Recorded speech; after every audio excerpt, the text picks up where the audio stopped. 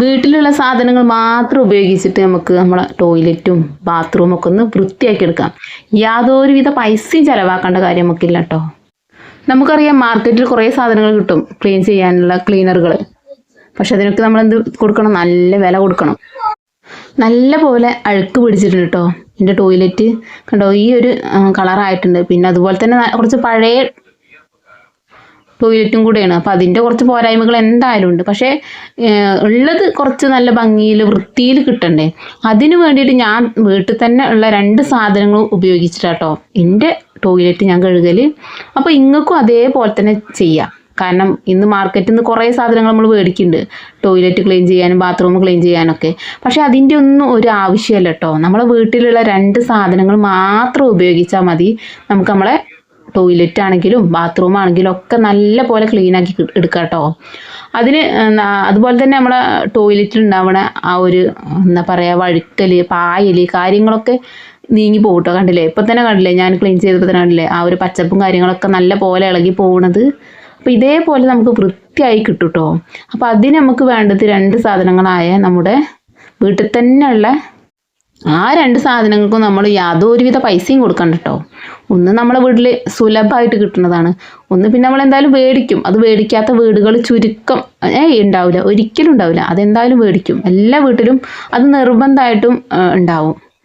കണ്ടില്ലേ, എൻ്റെ ടോയ്ലറ്റ് ഇത്രയും ക്ലീനായിട്ട് കിട്ടിയിട്ടുണ്ട് കേട്ടോ. കുറച്ച് പഴയതായതുകൊണ്ട് ഇത്രയേ കിട്ടുള്ളൂ. കൂടുതൽ നമ്മൾ പരീക്ഷിച്ചിട്ട് കാര്യമില്ല, ശ്രമിച്ചിട്ട് കാര്യമില്ല. കാരണം ഇത്രയും ഭംഗിയിൽ കിട്ടുന്നത് തന്നെ വലിയ കാര്യമാണ്. അതും ഈ ഒരു വീട്ടിൽ ഉള്ള 2 സാധനങ്ങൾ മാത്രം ഉപയോഗിച്ച് ക്ലീൻ ആക്കിയതല്ലേ. അപ്പോൾ അതെങ്ങനെയാണ് എന്താണെന്നൊക്കെ ഞങ്ങൾക്ക് പറഞ്ഞുതരാം കേട്ടോ. അതിനു മുൻപ് നമ്മുടെ ബാത്റൂം കൂടെ ക്ലീൻ ചെയ്യണത് അതിൻ്റെ കോലം കൂടെ കാണിച്ചു തരാം. ഇത് പിന്നെ കുറച്ച് പുതിയതാണ് കേട്ടോ, അത്ര വലിയ പഴക്കവും കാര്യങ്ങളൊന്നുമില്ല. പക്ഷെ ഞാൻ 2 ദിവസം വീട്ടിൽ പോയി വന്നപ്പോഴുള്ള ഈ 2ൻ്റെ അവസ്ഥയാണ് ഈ കാണുന്നത്. നല്ല പോലെ അഴുക്ക് പിടിച്ചിട്ടുണ്ട്. പിന്നെ നമ്മളല്ലേ ആളുകൾ, നമുക്ക് പിന്നെ ഇതൊന്നും വൃത്തിയായി കിട്ടിയിട്ടില്ലെങ്കിൽ പിന്നെ അന്നത്തെ ദിവസം ഉറക്കമുണ്ടാവില്ല. അപ്പോൾ ഞാനും തന്നെ ആ ഒരു പണിക്ക് ഇറങ്ങിയിട്ടുണ്ട്. നല്ലപോലെ ചളിയും അതുപോലെ തന്നെ ചെറുതായിട്ട് പായലൊക്കെ പിടിച്ചിട്ടുണ്ട് കേട്ടോ. അപ്പം നമുക്ക് ക്ലീൻ ചെയ്യാൻ ആദ്യമായിട്ട് വേണ്ടത് നമ്മളെ ഈ ഒരു അടുപ്പിലെ ചാരാണ് കേട്ടോ. വിറകടുപ്പിൽ കിട്ടുന്ന ഈ ഒരു ചാരാണ് നമുക്ക് ആവശ്യം. അത് വേണമെങ്കിൽ തരിച്ചിട്ട് എടുക്കാം കേട്ടോ. ഞാൻ തരിച്ചാണ് എടുത്തിട്ടുള്ളത്, കല്ലും കുറുമ്പൊന്നും പെടാതിരിക്കാൻ വേണ്ടിയിട്ട് കുറച്ച് ഒരു പഴയ ചില്ലടയിൽ തരിച്ചിട്ട് എടുത്തതാട്ടോ. തരിക്കാതെ എടുക്കാം കേട്ടോ. അപ്പം ഞാൻ ചെയ്തത് നിങ്ങളോട് പറഞ്ഞു എന്നുള്ളൂ. ആദ്യം തന്നെ ടോയ്ലറ്റ് ഒന്ന് ഞാൻ ടോയ്ലറ്റ് അല്ല ബാത്റൂം ഒന്ന് നനച്ച് കൊടുത്തിട്ടുണ്ട്. അതിനുശേഷം നമ്മുടെ അടുപ്പിലെ ചാരം വെതറി കൊടുക്കാം. നമ്മൾ ടോയ്ലറ്റിലും ഇതേ രീതിയിൽ തന്നെയാണ് നമ്മൾ ചെയ്യേണ്ടത്. അപ്പോൾ ഇതേപോലെ ഒന്ന് വെതറി കൊടുക്കണം. ഉണങ്ങിയ പ്രതലത്തിൽ ഇത് അത്ര പിടിക്കില്ല. അപ്പോൾ അതിനെ നമ്മൾ എന്ത് ചെയ്യണം, ആ ഒരു ടോയ്ലറ്റ് ആണെങ്കിലും ബാത്റൂം ആണെങ്കിലും ഒന്ന് നനച്ച് കൊടുക്കുക. എങ്കിൽ മാത്രമാണ് ആ ഒരു ഇതിൽ പിടിക്കുക. അതിനുശേഷം നമ്മൾ ടോയ്ലറ്റ് ആണെങ്കിലും ബാത്റൂം ആണെങ്കിലും ആ ഒരു സ്ഥലത്ത് മുഴുവനും ഇതൊന്ന് വെതറി കൊടുക്കണം. പിന്നെ നമുക്ക് വേണ്ടത് നമ്മുടെ സോപ്പ് പൊടിയാണ് കേട്ടോ. ഇതും നമ്മുടെ വീട്ടിൽ ധാരാളം ഉള്ളത് തന്നെയാണ്, ഏത് വീട്ടിലും ഇല്ലാതിരിക്കില്ല. ഇതും അതേപോലെ തന്നെ നമ്മൾ വെണ്ണീര് വെതറിയ പോലെ തന്നെ ടോയ്ലറ്റിലാണെങ്കിലും ബാത്റൂമിലാണെങ്കിലും മൊത്തം ഒന്ന് വെതറി കൊടുക്കുക. അതിനുശേഷം നമ്മൾ എന്ത് ചെയ്യണം, ഒരു നല്ലൊരു ബ്രഷ് എടുത്തിട്ട് ഇതേപോലെ ഉരച്ച് കൊടുക്കുക.